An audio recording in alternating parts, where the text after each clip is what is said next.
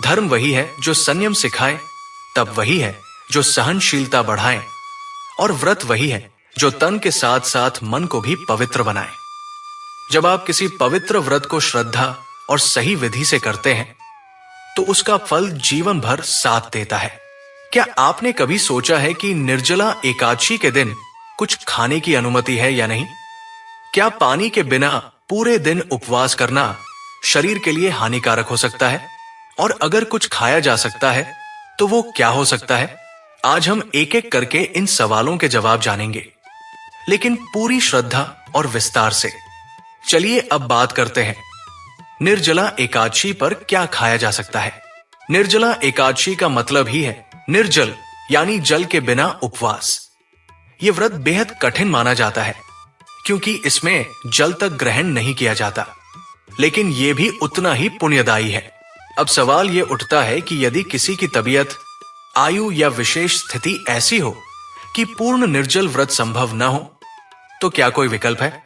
हाँ, अगर कोई व्यक्ति बीमार है, बुजुर्ग है या गर्भवती महिला है तो ऐसे में व्रत को अपने सामर्थ्य के अनुसार किया जा सकता है। लेकिन उस स्थिति में भी क्या खाया जा सकता है, यह जानना जरूरी है। अब जानते हैं निर्जला एकादशी में फलाहार के विकल्प क्या है। अगर आप निर्जला एकादशी में फलाहार व्रत करना चाहते हैं तो ध्यान रखें कि भोजन की जगह सिर्फ फल और सात्विक चीजें ही लें। आप केला, सेब, अनार, खजूर जैसे फल ले सकते हैं। नारियल पानी अगर जरूरत हो तो सेवन किया जा सकता है, लेकिन इसे शुद्ध भावना से भगवान को अर्पित करके ही पिए। साबूदाना खिचड़ी, मखाना या सिंघाड़े का आटा उपयोग में लाया जा सकता है, लेकिन बिना नमक के। सेंधा नमक का उपयोग करें। यदि व्रत में थोड़ी रियायत दी जाए तो शकरकंद उबाल कर खाई जा सकती है। दूध, दही और छाछ, इनका सीमित सेवन भी किया जा सकता है, लेकिन तभी जब शरीर को आवश्यकता हो। क्या आप जानते हैं निर्जला एकादशी के दिन क्या नहीं खाना चाहिए? व्रत में तामसिक भोजन पूरी तरह वर्जित होता है। इस दिन न तो लहसुन प्याज खाना चाहिए, न ही अनाज या चावल। तेल, घी और मसालों से बनी कोई भी चीज ना खाएं। बासी भोजन, बेकरी आइटम, ब्रेड, नमकीन या कोई भी डिब्बा बंद चीज वर्जित होती है।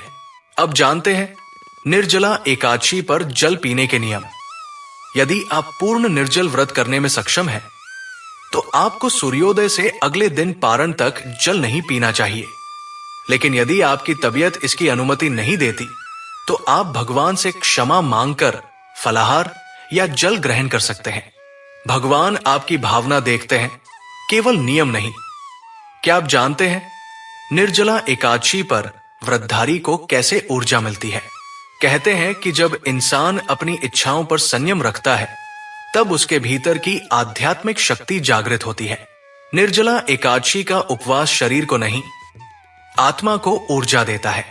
यह व्रत आपकी इच्छा शक्ति, आत्मनियंत्रण और श्रद्धा की परीक्षा है। अब बात करते हैं व्रत के दिन मन को कैसे शांत रखें। इस दिन बार बार खाने की इच्छा हो सकती है, लेकिन ध्यान भक्ति में लगाकर आप खुद को शांत कर सकते हैं। भगवान विष्णु का नाम स्मरण करें, कथा सुने, मंत्र जाप करें। अगर संभव हो तो तुलसी के पास दीपक जलाकर बैठें और मौन साधना करें। अब जानते हैं व्रत खोलने का सही तरीका क्या है। पारण अगले दिन सूर्योदय के बाद किया जाता है। व्रत खोलते समय पहले भगवान विष्णु का ध्यान करें, फिर गंगा जल से हाथ पांव धोकर तुलसी के पत्ते के साथ जल ग्रहण करें। इसके बाद फल, दूध या हल्का भोजन करें। अब अंत में जानिए व्रत का फल क्या मिलता है। जो भक्त श्रद्धा से निर्जला एकादशी का व्रत करता है, उसे सहस्त्र एकादशियों का फल प्राप्त होता है। यह पापों का नाश करता है, पूर्वजों की आत्मा को शांति मिलती है और जीवन में सुख शांति और समृद्धि आती है। यदि आपको यह जानकारी अच्छी लगी हो तो कृपया इसे अन्य श्रद्धालुओं तक अवश्य पहुंचाएं, ताकि वे भी इसका लाभ उठा सके। इस वीडियो को जितना हो सके उतना शेयर करें। ऐसी ही और रोचक और उपयोगी जानकारी के लिए हमारे चैनल को सब्सक्राइब करें और बेल आइकन दबाएं, ताकि हर नई जानकारी आप तक सबसे पहले पहुंचे।